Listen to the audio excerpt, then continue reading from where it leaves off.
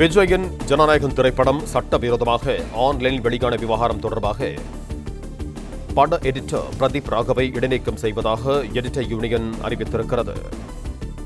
இது தொடர்பான கூடுதல் விவரங்களோடு இணைகிறார் எமது செய்தியாளர் கதிரவன். வணக்கம் கதிரவன், உங்களிடம் இருக்கும் தகவல்களை சொல்லுங்க.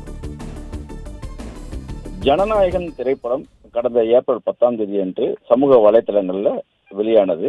குறிப்பா வெளியாவதற்கு முன்பாக இந்த திரைப்படமானது சமூக வலைதளங்கள்ல வெளியானது.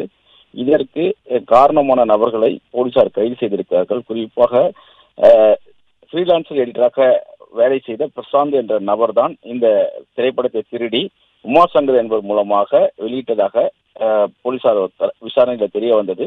இது தொடர்பாக 9 நபர்கள் கைது செய்யப்பட்டிருக்கிறார்கள். இவர்கள் இந்த பிரசாந்த் பிரதீப் ராகவ் என்ற எடிட்டருடைய அலுவலகத்தில் பணிபுரியும் போதுதான் அவர் இந்த படத்தை திருடி இருப்பதும் விசாரணையில் தெரிய வந்தது. இது தொடர்பாக தற்போது தென்னிந்திய திரைப்பட தொகுப்பாளர் சங்கம் ஒரு அறிக்கை ஒன்றை வெளியிட்டிருக்கிறது. அதில் பட தொகுப்பாளர் இருக்கக்கூடிய பிரதீப் ராகவ் தற்காலிகமாக இடைநீக்கம் செய்யப்பட்டிருப்பதாகவும் யூனியனிலிருந்து அவர் இடைநீக்கம் செய்யப்பட்டதாகவும் அந்த அறிக்கையில் தெரிவித்திருக்கிறது.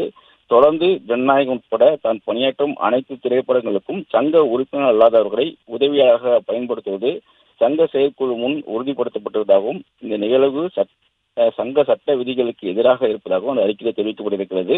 மேலும் ஜனநாயகம் திரைப்படம் இணையத்தில் சட்டவிரோதமாக வெளியாக நேரடியாக பிரதீப் ராகவ் அவர்கள் காரணம் இல்லை என்றாலும் அவரது கவனக்குறைவே காரணமாக அமைந்துள்ளது என்பதையும் ஒப்புக்கொண்டுள்ளார். அதன் காரணமாக அவர் இடைநீக்கம் செய்யப்பட்டதாகவும் அந்த அறிக்கையில் தெரிவிக்கப்பட்டிருக்கிறது.